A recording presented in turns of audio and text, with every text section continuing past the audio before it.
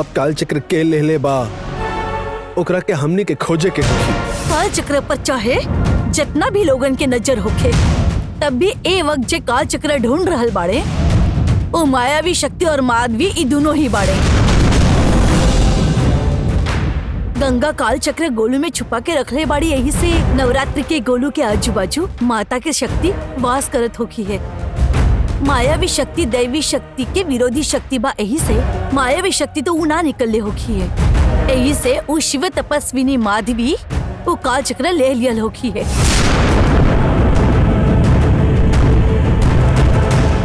हमरा भी ओकरा पे शक रहे, लेकिन गोलू के पास से काल चक्र निकाले वाला देवसेना के रूप ले रहे। माधवी के पास अगर काल चक्र होखी तभी वो देवसेना के रूप ले सकेली। अगर ओकर पास कोनो भी काल चक्र ना रही था, ओकर पास रूप बदले के विद्या भी ना रही, तो वो रूप कैसे बदल सके?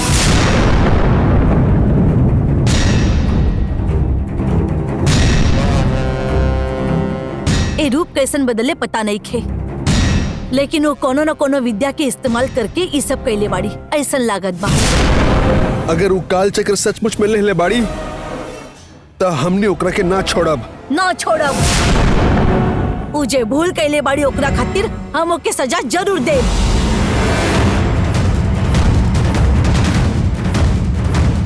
अब तक हम ओकरा साथे जितना भी बार लड़ले बानी ना, ऊ हम अपन नाग शक्ति के दम पर ही लड़ले बानी। हमरा अंदर रहल अनंत काल के विष हम ना उगलले बानी, पर अब हमरा अंदर के ऊ जहर के ही माधवी के खत्म करे खातिर इस्तेमाल करे वाला बानी।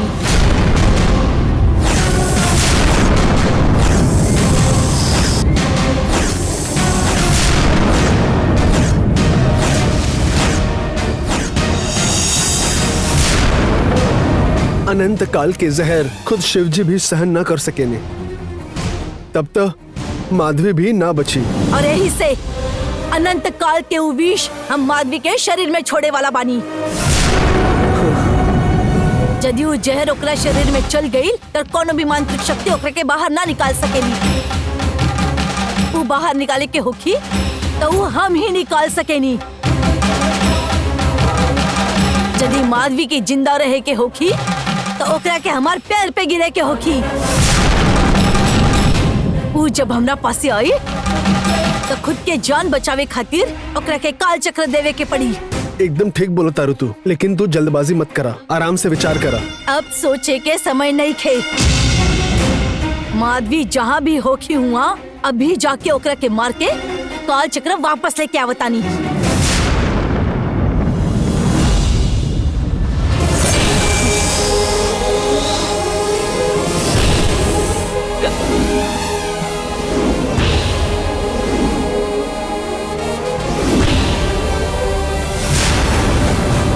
कालू, तू नंदिनी के रक्षा करा,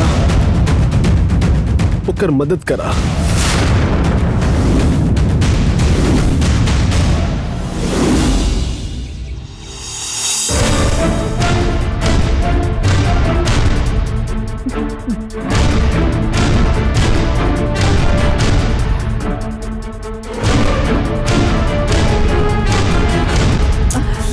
दीदी, अरे शांत रह ना। का दीदी, इतना देर हो गई फिर भी डॉक्टर ना आए। डॉक्टर आ जाइए तो शांत रहा।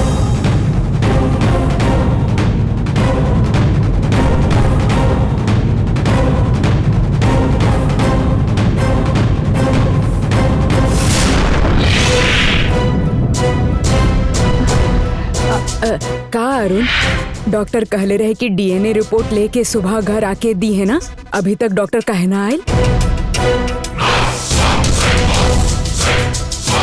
हॉस्पिटल से निकल गए बाड़े, बस अभी पहुंच जाए।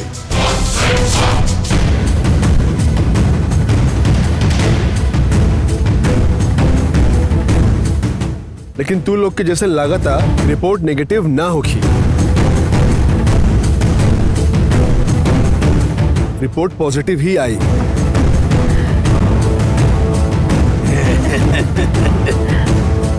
हमनी के तो लागत रहला रिपोर्ट नेगेटिव आई। पहले डॉक्टर आ जाइए तो समझ में आ जाए।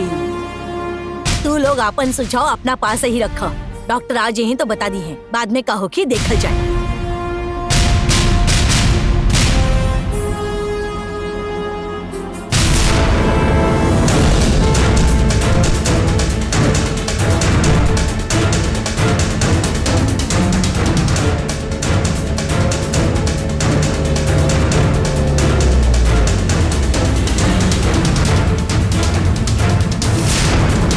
डॉक्टर आ गई। आ गए डॉक्टर।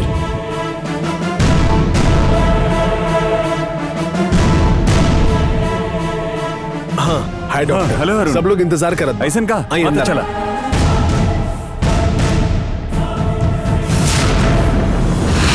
आई डॉक्टर।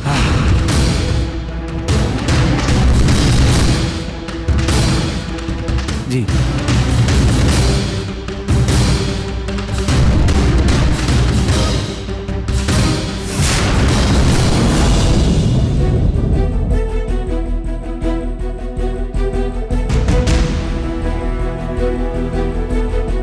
सब लोग डीएनए रिपोर्ट के वेट करा था। रउआ ये लोग की डीएनए रिपोर्ट बता दी। कहा ना कि सीक्रेट रिपोर्ट होखेला के सील कर गेल रहेला। ये लिए हमें के ऐसे ही लेके आगे नहीं। इला तू ही एक के खोल के पढ़ा। ठीक बा।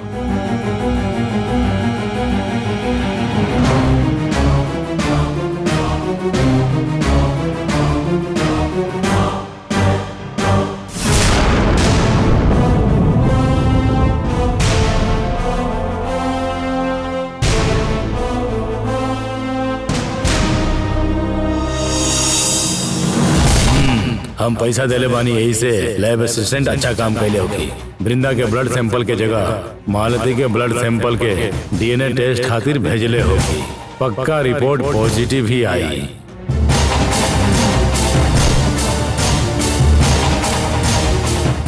जरूर डीएनए रिपोर्ट निगेटिव होगी है। एकरा बाद तू तीनों एक घर में ना रह सकीले।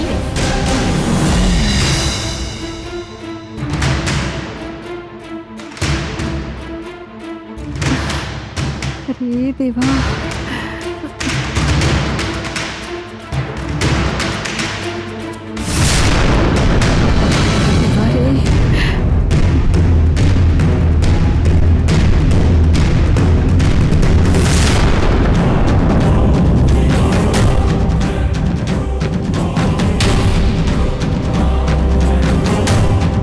अरुण, का लिखल बा रिपोर्ट में?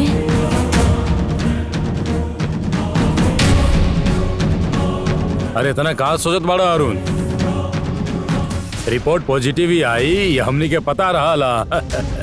जवन भी रिपोर्ट में लिखल बा वो सबके पढ़ के बता दो अरुण। एक बार में ही सबके मुंह बंद हो जाई। तू ज्यादा सोचा मत अरुण।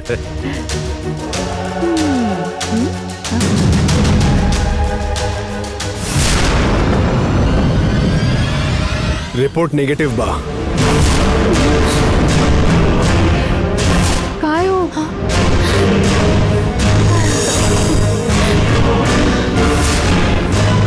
वाव।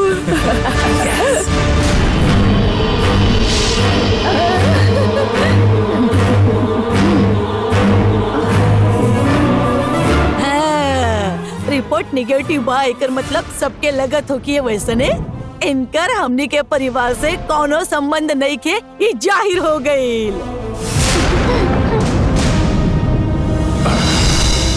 अरुण, जल्दीबाजी में कुछ उल्टा काम मत कर दिया। मालती ही तोहर बहन बिया और तोहर बाप के बेटी, एमे तनको शक नहीं खे। रिपोर्ट केहू बदलले होगी। हॉस्पिटल में हमनी में से केहू डॉक्टर के पैसा देले होगी। हाँ हेलो, बिना वजह हमारे हॉस्पिटल का नाम खराब मत करा। टेस्ट खातिर दियल गए ब्लड सैंपल के जौन रिपोर्ट आवे के चाहिए उहे बात हमारे सामने। जैसन तू कहा ताड़ा कि रिपोर्ट बदल सकेला, ओकर चांस ही नहीं खे। अरुण, ये रिपोर्ट पे तनको विश्वास मत करी। अरे ये रिपोर्ट ठीक नहीं खे। हाँ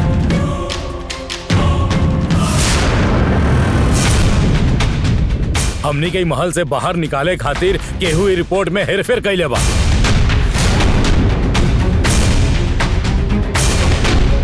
हाँ अरुण, हमने के यहाँ रहल केहू के भी पसंद नहीं खे।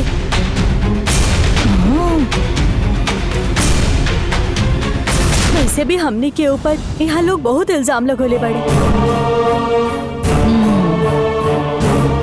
वो काम वाले के हमने के जहर देनी ऐसा आरोप लगौले रहले।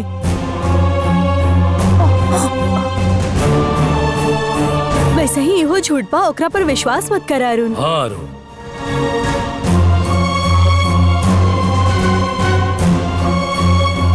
ठीक बा, तू बोलत बाड़े जैसे नहीं डीएनए रिपोर्ट दूसरे डॉक्टर पास से निकलने होती तो विश्वास रखल जात, पर ये हमने की फैमिली डॉक्टर निकालने बाड़े और ये रिपोर्ट के सील खोले बगैर यहाँ लेके आइल बाड़े। ऐसे ही पता चल रहा बा कि सच का बा। अरे नहीं बहन, तू चाहे कुछ भी बोला, ये रिपोर्ट बिल्कुल गलत बात है, गलत बा। हमके तनको एकरा ऊपर विश्वास नहीं। और विश्वास छोड़ दी, इनकर विश्वास बाना तो काफी बा। अरुण हमनी के अच्छा से जानत बा, हाँ, ये एकरा पे विश्वास ना करी। रहुआ कितना भी इनकरा के कंफ्यूज करब ना तो इनकरा के कैसे समझावे के बा हमके पता बा। वृंदा,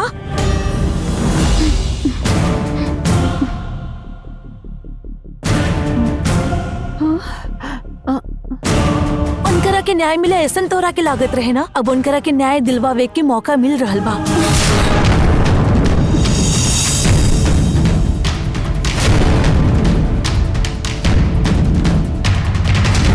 ये मौका तू छोड़ लू ना तो फिर से कब्बो ही मौका ना आई। ये मौका मत छोड़ा।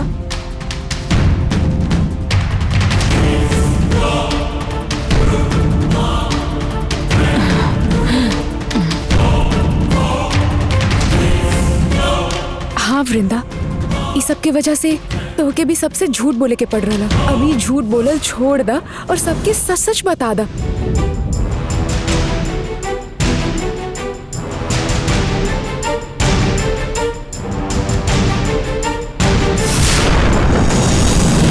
वृंदा, तू केहू के बारे में कुछ मत सोचा। ए लोग जे गलती कैले बाड़े ओकर जे तोरा के प्रायश्चित करे के बा तो सब कुछ सच बता दो। सच बोल वृंदा, आवो।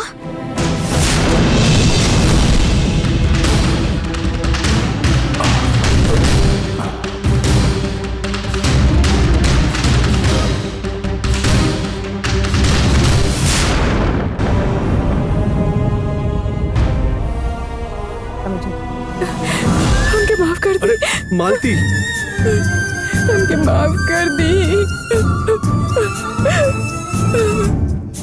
अरे उठा मालती, तू ऐसे काहे करत बाड़ू?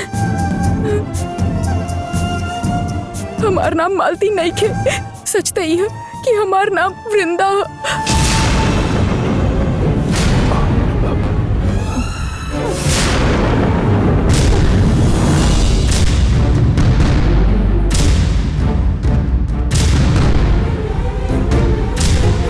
भैया तो के ई लगता कि इश शिवानी बिया ना, बाकी शिवानी नहीं खी, मल्लिका बिया हमार माई।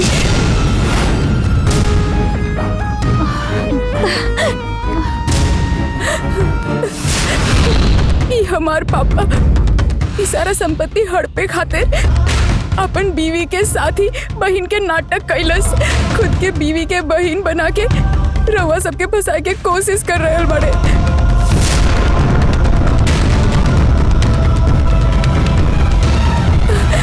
इनकर ई झूठ हम रउआ सबके बताए वाला रहनी, बाकी हम अगर रउआ सबके बता दे तब ये आत्महत्या करके धमकी देलस। ऐसे हम केहू के कुछ ना कहनी।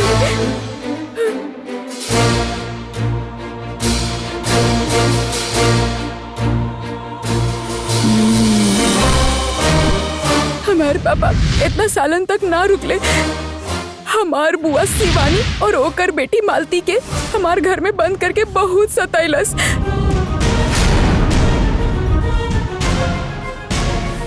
शिवानी और केहू ना इहे बानी।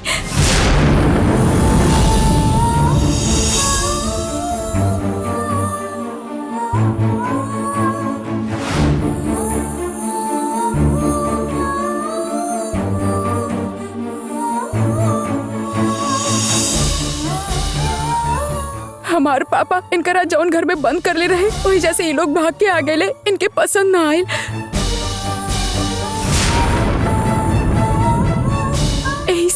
ई दोनों के जहर दे के मारे के कोशिश भी कैलस। अरे बाप रे। बाकी किस्मत अच्छा रहे कि ई दोनों के कुछ ना भइल और ई बच गए। तभी ई दोनों रुकले ना। मालती के ब्लड सैंपल प्लान कई के मिलैलस और हमार ब्लड सैंपल दे के रिपोर्ट चेंज करे के कोशिश कैलस। बाकी फिर भी डीएनए रिपोर्ट निगेटिव आई। ई सोच के हमके आश्चर्य हो रहा। लैब में जे असिस्टेंट रहे एकर पिताजी ब्लड सैंपल चेंज करे खातिर कहले ही हमके पता चलल। हम ये बात बड़ा डॉक्टर के बोलनी, फिर लैब असिस्टेंट के बुला के जे सच बा उहे करे खातिर बोलनी। और सिर्फ इतना ही ना, मालती के ब्लड सैंपल भी डीएनए टेस्ट खातिर भेज ले। हमरा हॉस्पिटल के लैब असिस्टेंट के ये आदमी पैसा का लालच भी देले रहे और वो भी एकरा बात में आके गलत करे वाला रहे। गंगा के कहला पर ये सब भइला से पहले ही हमने रोक देनी जा। ये रहल मालती का डीएनए टेस्ट रिपोर्ट। ये रिपोर्ट अरुण के डीएनए रिपोर्ट से मैच करा था। इनमें कोनो संदेह नहीं के अरुण का और मालती का खून के रिश्ता बा। ये बात कंफर्म बा। पिताजी की जो असली शिवानी रहली वो यही बिया और पिताजी के असली बिटिया इमारती बिया। सत्यनारायण शुरू कइल एक झूठ बात के हमने के सामने लावे खातिर और समझावे खातिर यहाँ आई बिया, पर खुद के साबित करे खातिर इनकरा पास सबूत ना रहल और सच बताए तो इनकरा के मारे की धमकी मिलल रहे। यही से ये सब कुछ सहत रहली। इतना गलती कैली सत्यनारायण के हमने के ऐसा ना छोड़े के चाहिए। इतना गलती कैली सत्यनारायण के हमने के ऐसा ना छोड़े के चाहिए।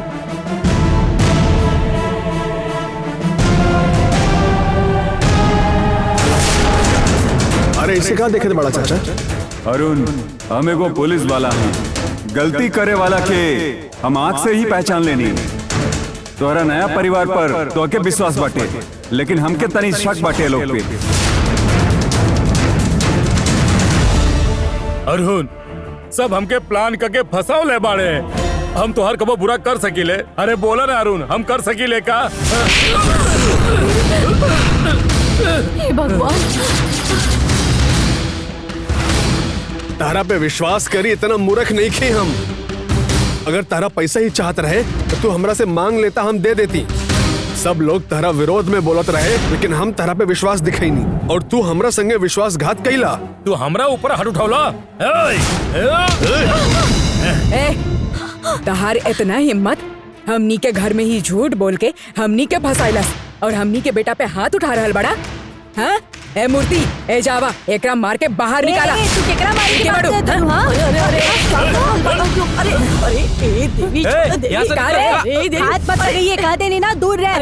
ए चुप रह बोला मत। अरे तू लोग एकरा के काहे मार रहल बाड़ो? ई जे कइले बाड़ा एकर शिकायत पुलिस से करो, पुलिस देख ली। अरे तू चुप रहा दीदी। जितना तकलीफ ही दिले बड़े ना तो एकरा मार के बाहर निकालब तबे शांति मिली।